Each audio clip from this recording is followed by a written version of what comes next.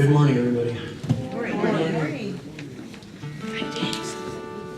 The first song today is going to be Only Believe. I'm sure you're familiar with it.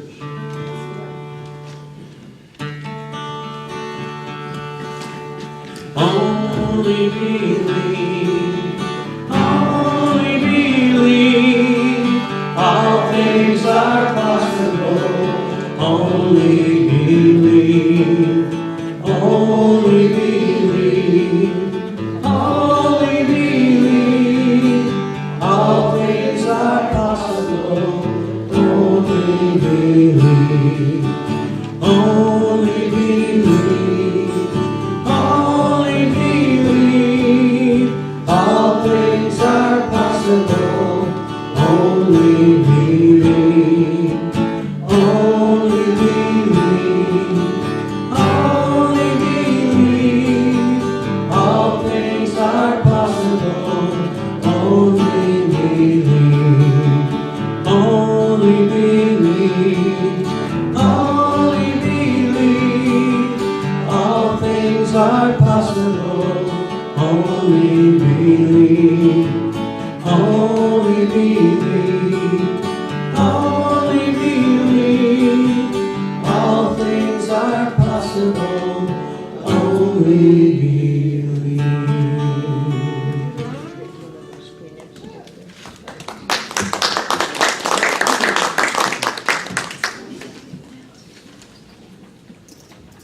Good morning. Welcome, welcome. All right, first order of business. Anybody, is this familiar? Yeah, I know it is. It's really good. I think somebody has left it from last week. Huh? I thought it was. No. This was left over from our holiday celebration last Sunday, so we'll just keep it around, and I'm sure somebody will claim it at some point. All right. So, welcome everybody. Do we have anybody here for the first time today? We have some returnees, so welcome back. That's wonderful to see you all. And we just want to mention, we have our Sunday service team that helps put everything together. Especially in our new location, we need all the helpful hands we can get to make it all possible. Our musician today is Michael Gregory. Yay. Our guest speaker is Michael Bogar. It's the Michael and Michael show today. Board member of the week is Mary Ellen. And chaplain duty will be Debbie Lee. We have our hospitality is Mary Ellen and Laura. And Spick and Span Angels are everybody. And today, of course, our technology director, Mr. Mark Swink. Yes. And platform today is Cindy Swink. All right, so let's see. Let's just go right on into our heart song. This is called Kind Loving Spirit. I actually wrote this song. Also, if you're looking for me on the internet, kindlovingspirit.com. That's where you'll find my website.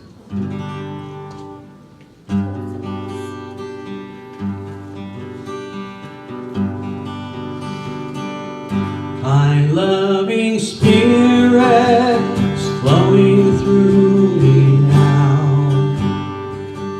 Kind loving spirit is flowing through me now. Kind loving spirit is flowing through me now. I am that spirit. Second verse and the first. Kind loving spirit is flowing through me now. Kind loving spirit is flowing through me now. Kind loving spirit is flowing through me now. I am that spirit. Kind loving spirit is flowing through me now. Kind loving spirit is flowing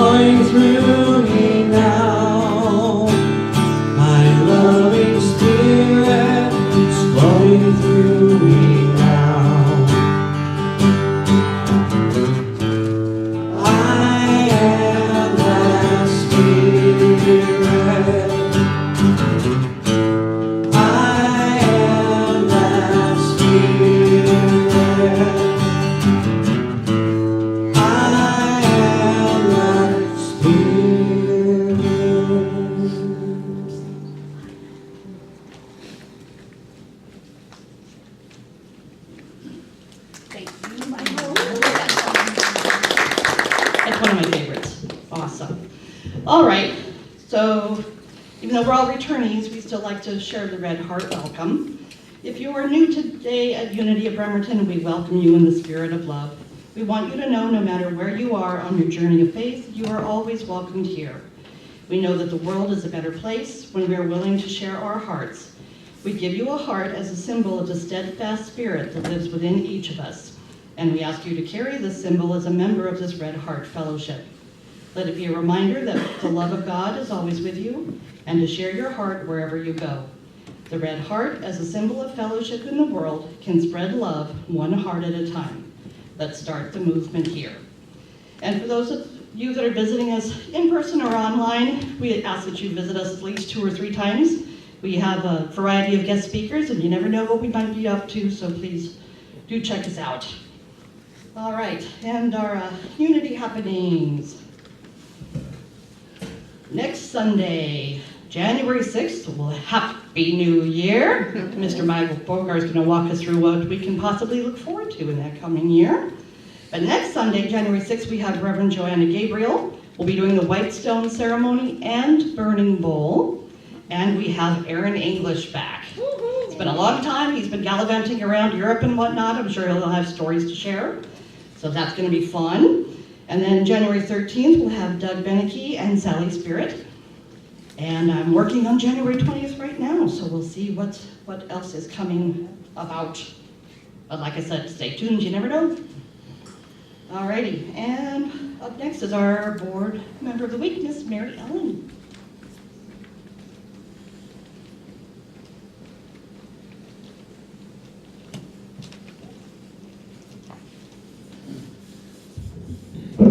Good morning. So please be sure that your cell phones are off or on vibrate. The sound really carries in here. If this is your first time with us at this location, we want to share some important information. The ladies' bathroom is in the room to the right. The men's bathroom is through the double doors and around that direction. There are also bathrooms upstairs. Buses do not run on Sundays, so you can park on the street where the buses stops are located. We want to remind you that we are live streaming our service. We ask that you keep the conversation down because it is being picked up very easily in our new location. We also want to remind everyone that prayer request forms are available in the back next to the prayer box over right now by the Christmas tree, which won't be the Christmas tree next week. The New Year's tree. We also want to remind, we also have chaplains available to pray with you. Unity of North Kitsap usually has a weekly meditation Thursday, January 3rd at 7 p.m. Prayer and meditation around one large community drum. We are pleased to have Walter Mueller to help us with our drum as we drum into the new year. If one of your intentions is for 2019 and to spend more time in spiritual activities, this is a good place to start. Everything is provided, so all you need to do is show up. Meditations are held every Thursday in the Fellowship Hall at Faith Episcopal in Paulsbo. We have completed the move from our old location. We did a final walkthrough on Friday. If anyone has a key to the building on Auto Center Way, please give it to me or Cindy today. In our new location, we have many tasks that happen every Sunday, and we need more help to make things happen. There are sign-up sheets on the table. Please sign up for a specific task, or just please plan to be here by 9:15 on Sundays so you can help get everything in place so that we're ready to start at 10 a.m. Being a member means putting in your time and talent as well as your treasure. Let's make this new beginning a time for everyone to be more involved. It will take us a few weeks to get settled, but I know we can do this together. If you have any questions, comments, or concerns, please see a board member. Thank you.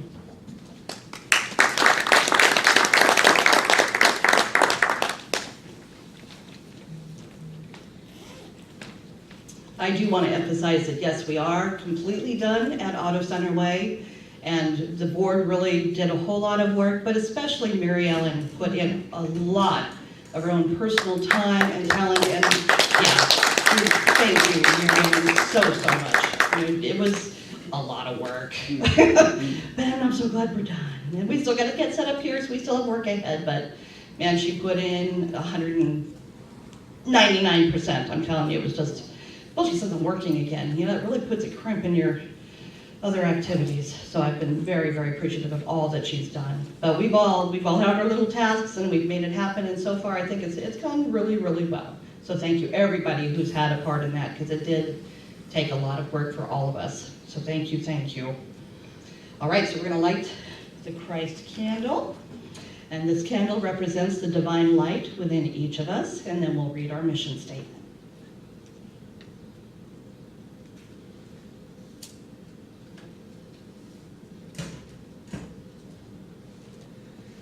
All right, together. We are a welcoming community supporting our mutual quest for spiritual truth. And our statement of faith. There is one presence and one power active in the universe and in my life, God the good, omnipotence. And now our time for handshakes and hugs. Just hug gently. You never know where you might be aching in this weather. I know it's making me a little achy. Right? Nice and gentle.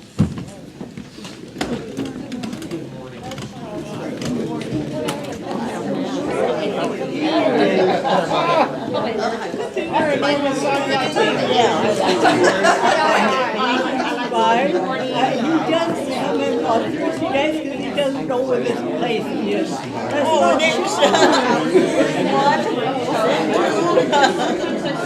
This is my friend Bill. Hi James, how are you? Thank you. Yeah, down the block. Deal was. Mount Angel. On the back of that.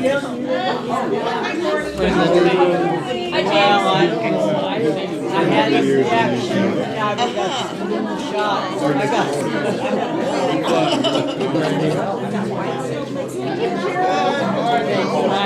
Lone Ranger back row here.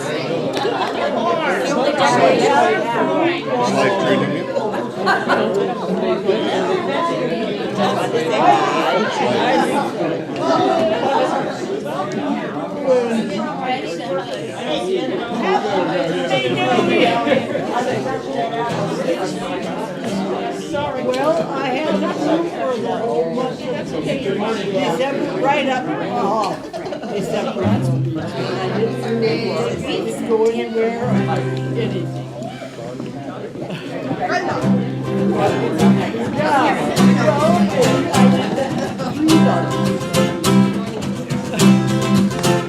Take a look at the person next to you. Say, I recognize the God in you. Feel love in the sanctuary. Now lift your voice and repeat after me. We come together. We come together. We come together. In the name of love, we come together. We come together, we come together, in the name of love. Take a look at the person next to you. Say, God loves you and I love you too. Feel love in the sanctuary. Now lift your voice and repeat after me. We come together, we come together, we come together. Name of love, we come together, we come together, we come together, in the name of love. From every walk of life, every creed and color, in kinship we unite, and honor God in each other.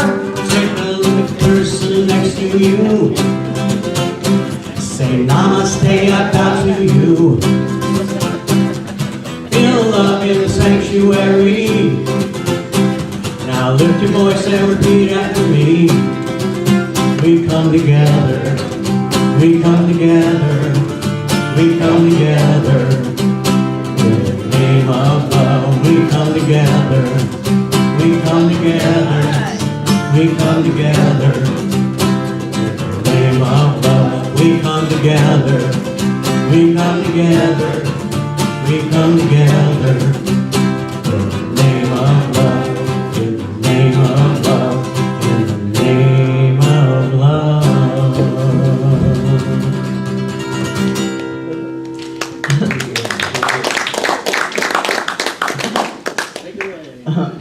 After Christmas Day, in the Daily Word, we've been focusing on each day one of the 12 powers. And today is especially powerful because the 12th power that we're focusing on is power. And I am a spiritual being bestowed with great power. In this moment, I affirm there is only one power and presence active in my life, God the Good. That's familiar to us, isn't it? The power that flows from the one source pours into all things. As an expression of God, I claim my spiritual superpower. My power resides in my ability to choose. In all situations, I choose to be victorious. No thought, situation, or circumstance can hold me back. I am stronger than any doubt from within or any judgment from without. I have the power to conquer any self-limiting thoughts that might otherwise hold me back. I align my thoughts with my highest good, envisioning health, abundance, love, and success. I affirm I am love. I am peace. I am strength. I am a spiritual being, bestowed with great power. From Luke 9, verse 2, he sent them out to proclaim the kingdom of God and to heal. Today I am a spiritual being, bestowed with great power. God bless us.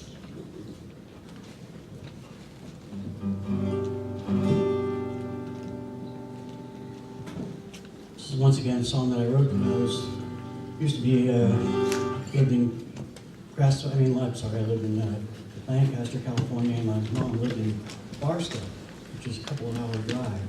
And I used to be driving back home in the middle of the night, and these songs would come to me. So I would start singing them over and over again until I got home, because otherwise I'd forget them. And I didn't have a cell phone to put it on there, so this is one of those songs.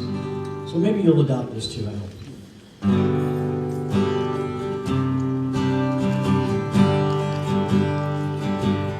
Like a sunbeam to the sun, I am one with God.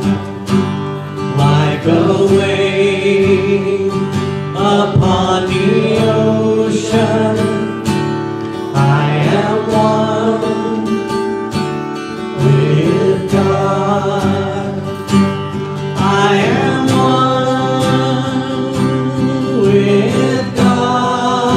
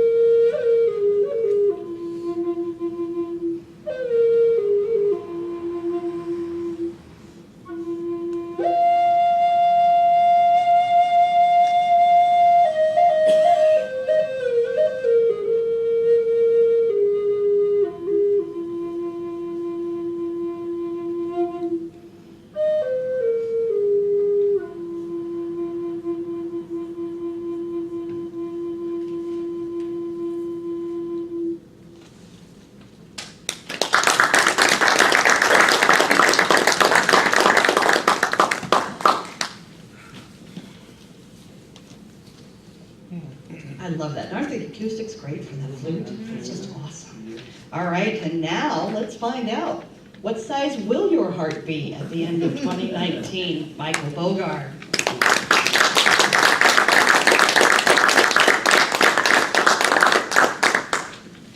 That's kind of an ominous title. We're not talking about biology here, so talking about the spiritual heart. Thank you, first of all, for the music. Yeah, this was a gift to hear from you this morning. Thank you. You're the guitar.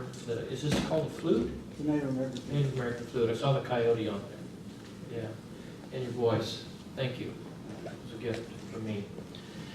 All right. Hi. So 2019, right? The time for resolutions? No, we're too old for that. I agree with you. It's not the time for resolutions. I'm going to do a little mic here. Does that work okay? We good? Good? So what I would like to focus on this morning is one idea. And that is, as we move into 2019,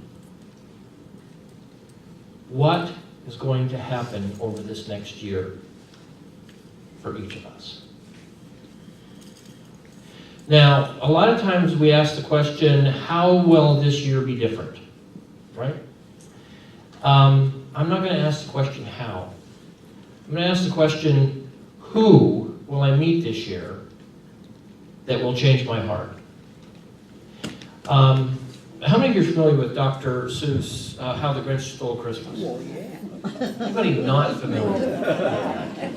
The story's very basic. It's a story of a group of people who live in Whoville, and they are called the Who's. So the Who's live in Whoville, obviously. Now, right next to Whoville, there is a mountain called Mount, but remember? Mount Crumpet. And on the top of Mount Crumpet, north of Whoville, lives the Grinch. Now, the Grinch and Whoville are in separate locations, but they are in juxtaposition to one another, and that's either purposeful or it's an accident. And I'm going to suggest that Dr. Seuss, Theodore Geisel was his actual name, wrote this story. Do you know what his occupation was before he wrote so-called children's books? He was a political cartoonist. So during World War II, he just poured out political cartoons, one after the other, and was very involved in international and national and global affairs. So he was very astute when it came to relationships at a higher level and at a personal level. So when he wrote the children's books, he was writing to say that not only are we globally related, we're in relationships with other nations, other states, other towns, etc., we're also in relationship with other people. And the story of How the Grinch Stole Christmas is a story of relationships. And I want to suggest that it's a story about who you're going to meet this next year that's going to change your heart. Because that's what the story is about. I think the title is not a very good title. I think the title, How the Grinch Stole Christmas, would better be, Who's Going to Change Your Heart This Year? Now, I'm going to suggest that the focus this morning, to give you some idea where we're going, let's see if I can get this thing to work here. It's not how, but who. It's not, the talk this morning is not going to be on self-help books. I heard somebody one time say that if you took all the self-help authors and lined them up around the world, it would be a good place to leave them. Another friend of mine says the problem with self-help books is that they're written by somebody else. You understand? The person who wrote the book went through their personal, unique experiences in life, and their heart was transformed by the who's they met. And then they tried to write it for other people, which sometimes is helpful, but basically it's not helpful because you are uniquely related to other who's. And the self-help books, they're okay, but that's not our issue. We're not asking how you change, we're asking who's going to change you this year. We are in this world to be transformed. That's my continuing, increasing belief. It's a story of relationships. Not how, but who. Not resolutions, but relationships. Resolutions to me are too self-centered. It's like, I'm going to change my life. In fact, a lot of times I notice that in our some of our New Thought circles, it's a lot about I. That's okay, that's great, but it needs to be complemented or completed with we. So the I and the we go together. You are not going to change this year without being around other who's. Damn. Not self-help, but self-reflection. Now, welcome to Whoville. Here's the Grinch. Anybody know this little character here? That's Cindy Lou Who. It's in a way, we're not going to get into it this morning, but in a way, it's another story on the theme of Beauty and the Beast. Because each of us is a beauty and a beast. And each of us in every relationship we're in, especially close relationships, we are either the beauty or the beast. And it depends on the moment. Each of us kind of changes roles. And I know that we come here, we talk about our empowerment, and I love all the things we talk about here, but many of us know that when we leave this room and we go out into life, we meet other who's, and we become either Cindy Lou Who's or Grinches. Anybody know their inner Grinch? Come on. I do. And I'll share a little bit more about my experience of this in a couple of minutes. So as we move into this story, we're going to take the idea of John Keats with us. John Keats, 19th century poet, 1819, age of 25. I want you to get this in mind. Age of 25, Keats is dying of tuberculosis. Anybody have a family member in the distant past that had TB? My mother did. She was in the hospital for 2 years. Survived.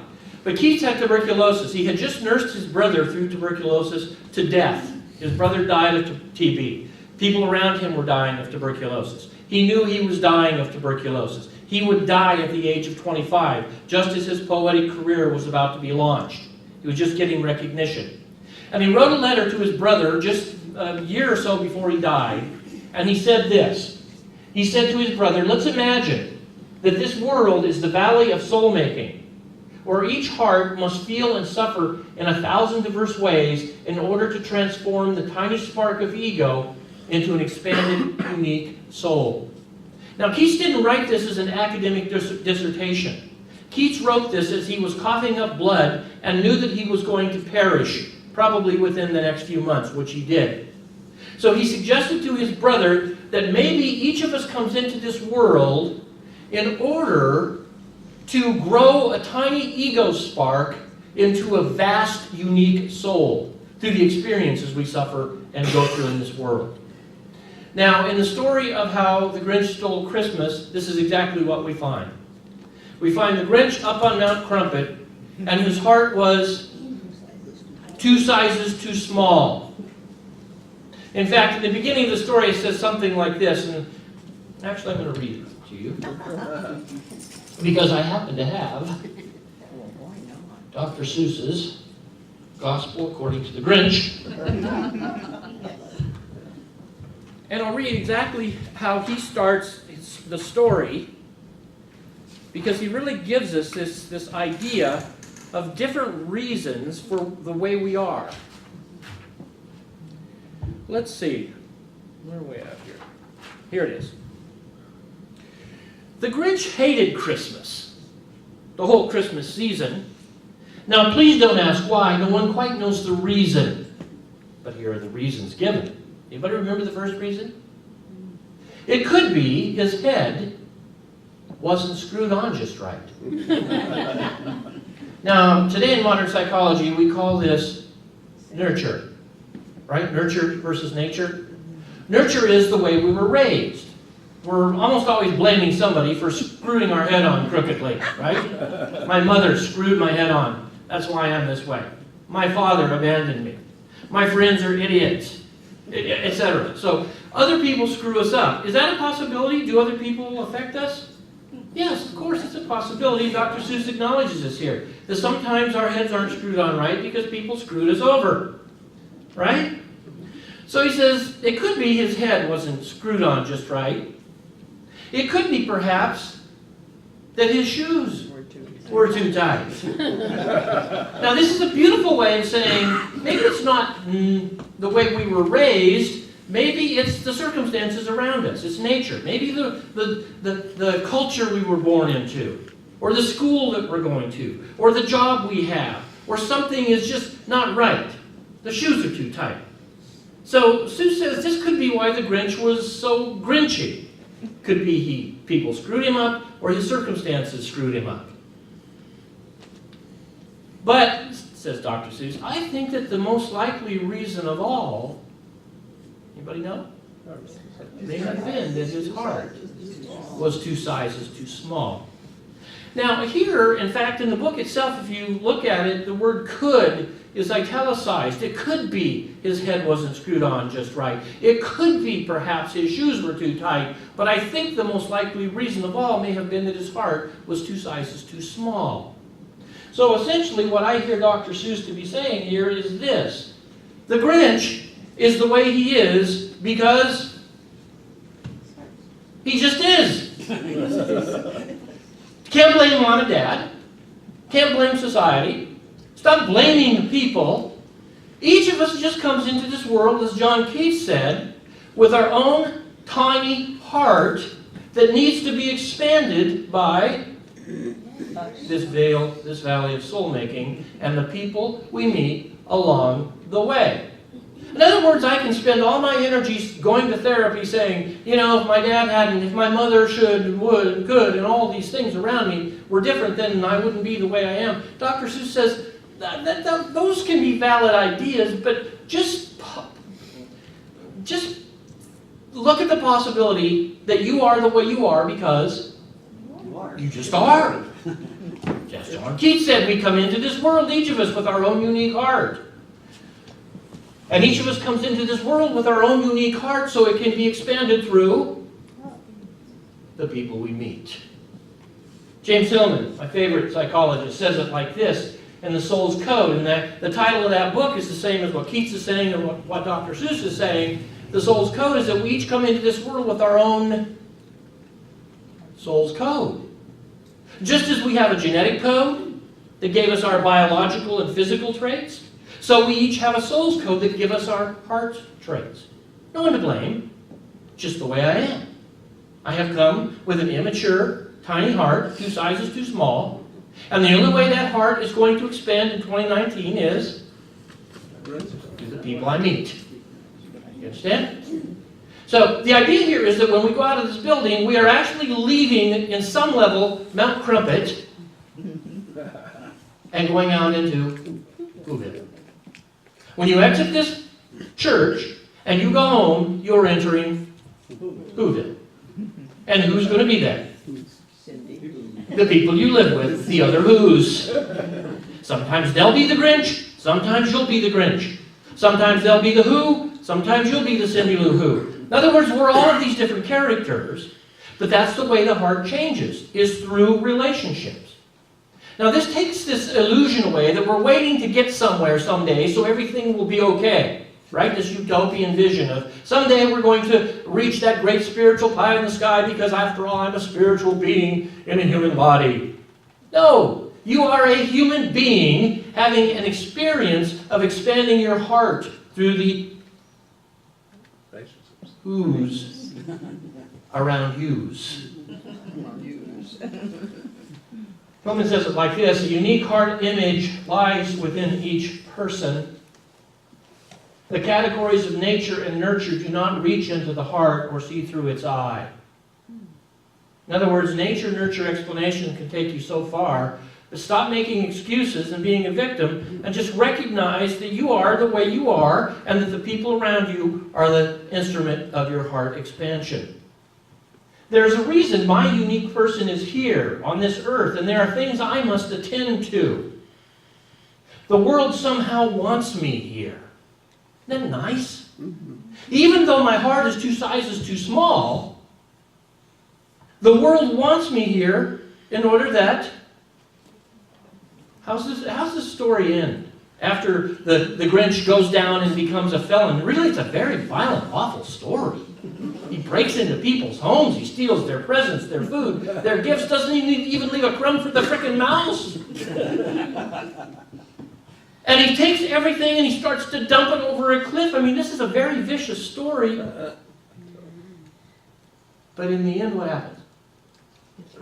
He's waiting to hear the Who's wake up, right? Because his whole intention is to destroy them, to obliterate them. His resentment was so strong, he just wanted to hear them weep in pain for having their Christmas stolen from them. But what does he hear? They come out, they hold hands, and they start frickin' singing. When you were singing here, I was thinking, this is Whoville, baby. We don't need any dang presents. Got a little food, but not much. It's good. So he hears the singing, and what it says, he thought, it says, in fact, he puzzled and puzzled and puzzled. For 3 hours he puzzled, until his puzzler was broke. See? When you try to figure it out, you can't figure it out. You can't figure out how people are going to change you. You can't figure out who's going to change you. All you can do is figure out that at some point in a relationship that I'm in right now, with a parent, with a child, with a friend, with a partner, the people I'm around, the people who are around me, at some point there's going to be that critical moment where something happens and I change through that relationship. What does it say happened to the Grinch's heart at the end of the story? It grew 3 sizes that day. Good number. So the heart has changed. This is what Nolan's talking about here. The world somehow wants me here. I'm answerable to an innate image, which I fill out in my biography. I love that last line.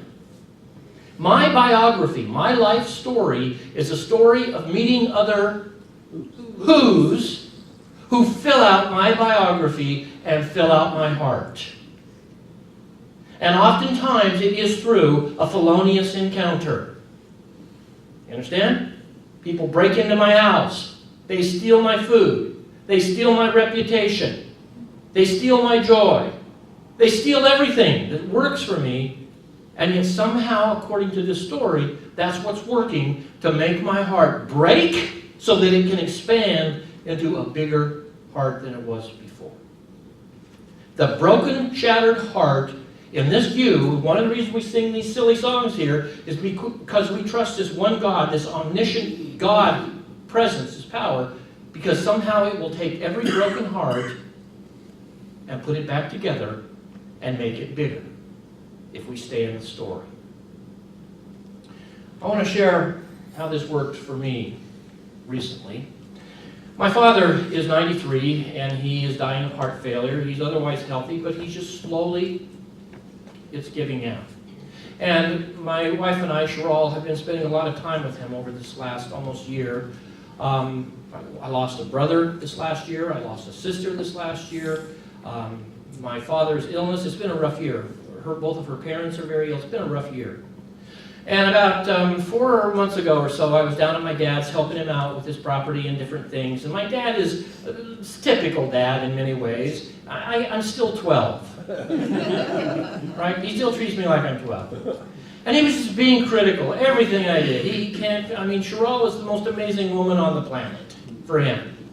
He's constantly praising her for being so amazing. I am so lucky. How in the world did I find someone like this? And he's just going on and on and on and on. And this has been going on for several weeks. And I finally snapped. You understand? I went from Cindy Lou Who to Grinch. Like that. And you all know what I'm talking about. And I let him have it. He was sitting there in his chair in the living room. Frail little 93-year-old man that used to be this strong man, and I let him have it verbally, emotionally. It takes a lot to make me snap, but when I do, you don't want to be around it. And I went after him, and I said, why can't you treat me like an adult? And we went back and forth, and I started to walk out of the house 4 or 5 times, but I got to the door and I had more to say. So we went at it, and I knew the whole time I was doing it, I was being the Grinch. I was stealing his furniture, I was stealing his food, and he was stealing mine. And we were like 2 Grinches duking it out. I finally left. I said, come on, let's go. Cheryl got in the car. We drove. And on the drive home, I was in one of those states of consciousness that was struggling. Do you understand what I'm talking about? One side of me was saying, he deserved it. The other side was saying, you shouldn't have done that. So that's a who relationship right there. You understand? These kinds of fights and conflicts are Whoville experiences, and you're probably going to have, each of us in this room, some of these in 2019. That's the way it works. Nothing wrong, even when everything's wrong. Now, what made this even more difficult for me was that there was another who involved, not just my dad, but Cheryl. Yeah, we're surrounded by who's. You can't get away from it. This other who, named Cheryl Who, is sitting there next to me, and every relationship I've been in the past, whenever I would do this SNAP experience, the person I was in relationship with would always, anybody want to guess? Tell me where I screwed up. And I'm waiting. Because I want somebody to tell me how I screwed up so I can fight with them and justify. But this who happens to be a who lets me stay in my own business. So the whole half-hour ride home, you know what she says? Nothing. She's a silent who. Just like the who's in the story. They don't say much. All the work is allowed to go on in the Grinch's heart. So when she doesn't say anything, you know what that leaves me with? My own self. And instead of being able to, in past relationships where I could go from feeling guilty and self-reflection and all this sort of thing and fighting with somebody and justifying it, it was like, this gets me out of me. She was silent. This year you're going to meet certain who's who irritate you through their silence. They're not going to say enough. By the time I got home, I sat down and thought for a while, an hour or two, and I wrote an email to my father, apologizing. We went back the next day, hugged it out, got it straightened out. He looked me in the eye and said, it's okay. Sometimes it's good for each of us to get pissed off a little bit. This is a who-making experience. This is a soul-making experience. And what I want to leave you with this morning is the idea that every who you meet this year in 2019 is going to be a who whose sole intention, whether they or you know it or not, is to expand your heart. To take that heart that is 2 sizes too small and to increase it 3 sizes in one day. Last illustration comes from a Native American Tlingit Haida tribes in the Northwest. They have a dance called the Transformation Dance. And in this dance, the dancer starts out with this huge mask on. I have one at home and I forgot to bring it, but it's a huge mask of an animal face, a Grinch face. Each of us is this animal. Do you understand what I mean by an animal face? That face that just survives, that wants to fight. And in the dance, they talk about the animal coming into the world and just being a sort of animal. And at a certain point in the dance, they talk about the animal coming into relationship with other animals that are dancing in this tribal ceremony. And at a certain point in the relationships between the dancing animals, there's a transformation in the animal, and the mask comes open, and inside, there's a human face. Who are you? You are this, and you are this. Does that make sense? We are animals, and we are humans. And the heart expands when we come in contact with others who sometimes bring us into our worst possible selves, our most animalistic, grinchy selves, in order to take that tiny heart and expand it. So let's, this morning as we close, just take a moment and pray together as we enter this new year.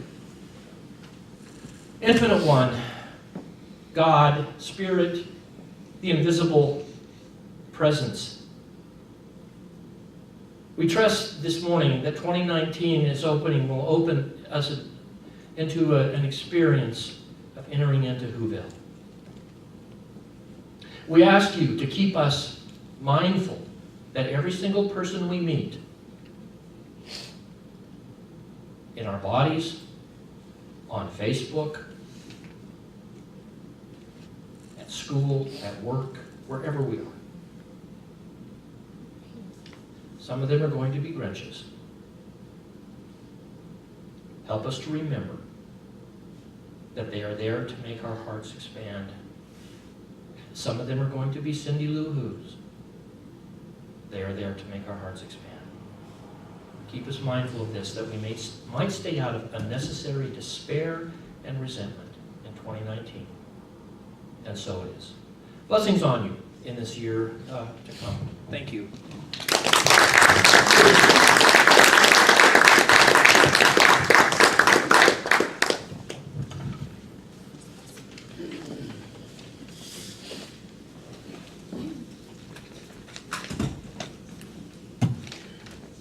All right, once again, I have another original song here for you. I think you're going to like this.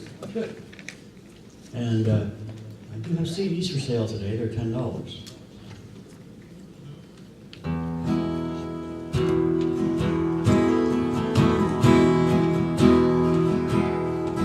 When challenges confront you and chaos rules the day, you don't seem to have the answers and you just can't find your way. When your patience has escaped you and you just can't seem to think, and nobody seems to be there, and you're standing on the brink.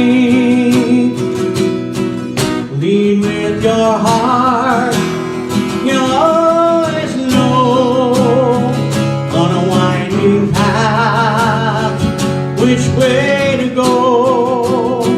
Changes will come, but you'll be strong. Lead with your heart, you can't go wrong. Lead with your heart. Lead with your heart. When your rainbows seem to vanish before you find the end, and all your walls they crumble each time you turn a bend. When the future's looking dismal and you just can't find a friend, the rain keeps on falling with no rainbows at the end. Lead with your heart, you'll always know, on a winding path, which way to go. Changes will come, but you'll be strong. Lead with your heart, you can't go wrong. Lead with your heart. Lead with your heart, you'll always know, on a winding path, which way to go. Changes will come, but you'll be strong. Lead with your heart, you can't go wrong. Lead with your heart. Lead with your heart. Lead with your heart.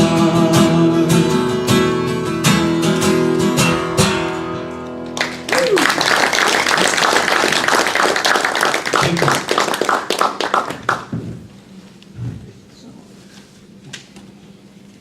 Lovely, thank you, Michael. And great talk.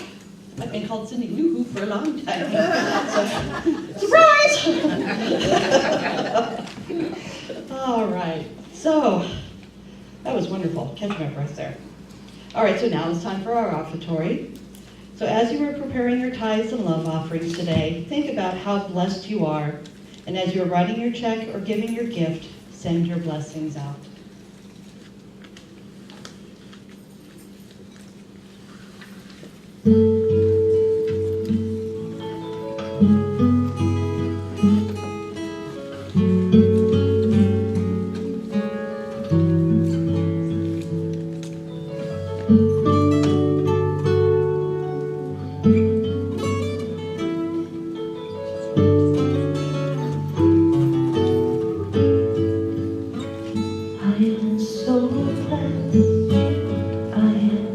so blessed.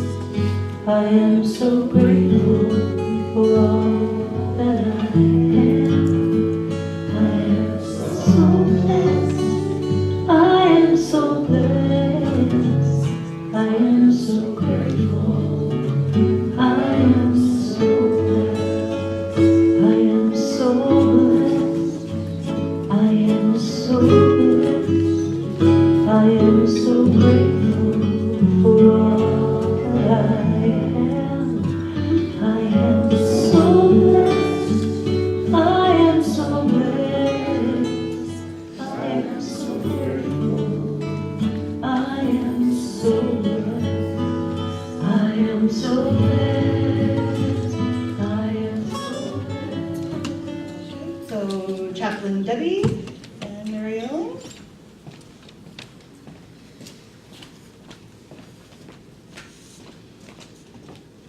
And everybody together. I give willingly, joyfully, and lovingly, knowing that God is the constant source of my supply. I give with graciousness and receive with gratitude. Thank you. All right, good news. Anybody got good news? Other than we're buttoned up over at Auto Center, so we're here now, so yay! That's good news, yes. Any other good news? Come on, somebody. Something Christmas miracle, somebody see something special. Something. Quiet bunch in Whoville today. Yes, Miss Nora. Well, my son texted me wanting to bring the kids over, so he did, and he says, well, I told them they had to get out of the house and do something, and he says, well, we want to go to Grandma's house. So, Nice. There you go. See, now you're like the place, the go-to place now. yeah. Jamie. Oh, I just want to say, ever since I came to this church, whenever we do the circle at the end and we raise our hands, I always think of the Grinch Stole Christmas. So when Michael gave this talk this morning, Right? Yes. We should get the lyrics. And also, I've been sick the last couple of days. I didn't go to work, but I've been starting feeling well yesterday, so I'm like 80% better. Oh, good. Good. Well, and you deserve a break, so there you go. But a rough way to get one. Claiming your whole. But yeah, I think that's been the Whoville thing when we're doing our piece on, we got our hands going. That's kind of a really nice picture. Now we've got an even more of an image of what that really is all about. There you go. So Miss Debbie Lee is chaplain of the day. If you want any prayer support, she will be available to help you out with that. And it's time for our Whoville song.